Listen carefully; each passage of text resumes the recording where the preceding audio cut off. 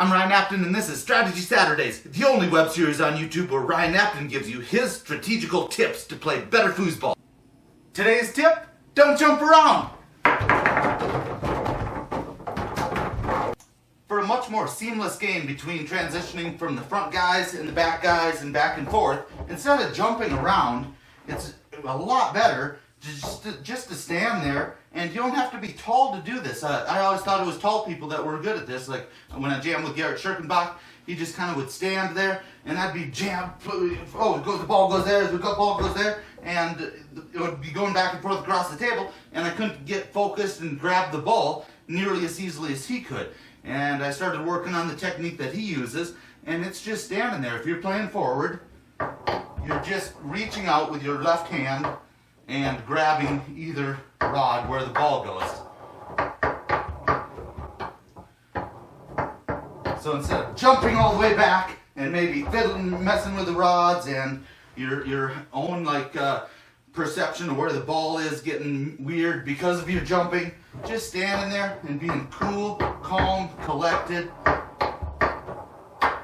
And if you're in a match, maybe you'd probably want to stop the ball completely and then transition and then do what you want to do.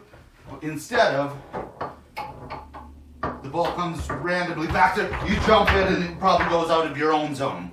So not jumping around has absolutely helped my game, and I'm going to show you the drills that I practiced very specifically to make my game a lot better in those aspects. So let's check them out. Alright, so the first drill is just bringing the ball from the 5 to the 3, all the way back to the 2 row, passing it back up all the way back to the 3, and then back to the 5. So 5-3, 5-2, 5-3, 5-2, 5-3, 5-2. So it looks like this.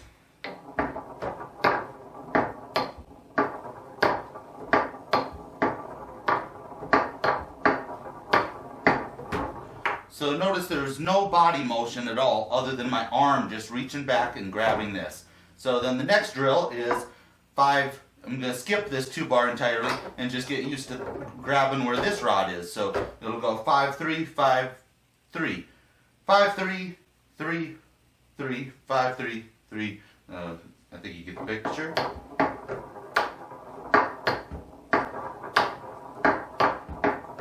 So every other hits with a 3-bar. And then it hits the goalie.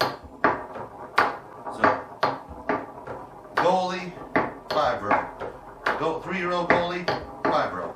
3-row goalie, and so on. And then the third drill, we just combine the two and mix it really up.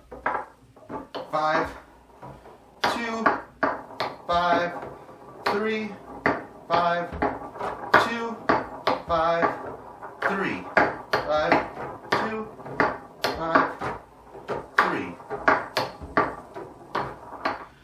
I cannot tell you how much that smoothed out my game once I practiced this. I absolutely have won more matches because of it, and it's made me a better overall foosball player. It took work though. I was not used to just standing here and playing with my left hand in this position, so it will take work, but it's a nice one to warm up your practice sessions with, because you're not really needing to have much energy or anything yet, and you could just kind of stand there, get relaxed, and if you get in a nice zone with it where it starts to flow, then just keep going with it, because it'll get good quick. And then the final level is just doing that along all of the range of the table rather than straight down this section. So it'll look more like this, purposely passing it all around on the table. And really replicating some randomness that happens during foosball.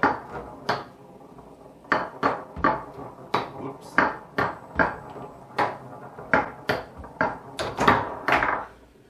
I cannot tell you how many random balls that I've saved from going into the goal from that practice too. Like maybe a partial bit blocked shot that turned into a bank and just was going to go like that, and then you're just able to quickly grab that rod and swat it out of there, and rather than it probably wouldn't work if you needed to jump your whole body back there to try to get it. So it is such a good maneuver, and yeah, quit jumping around on the foosball table and just stand there calm, poised, collected, and you're going to win more games just like I have. It's a fun drill to do too, And yeah, let's. I'll use the GoPro. Maybe I'll try to get some shots on the table of it. See how that looks. But yeah, it's just mostly it's just you sitting there and honing in the skills of knowing where to grab when you're gonna be doing this. Because at first you'll probably be accidentally grabbing the actual rod. Maybe you'll be missing it. It just takes a little time and practice, and it's really all it is. So check it out. Let's watch some GoPro footage now, and happy foozing!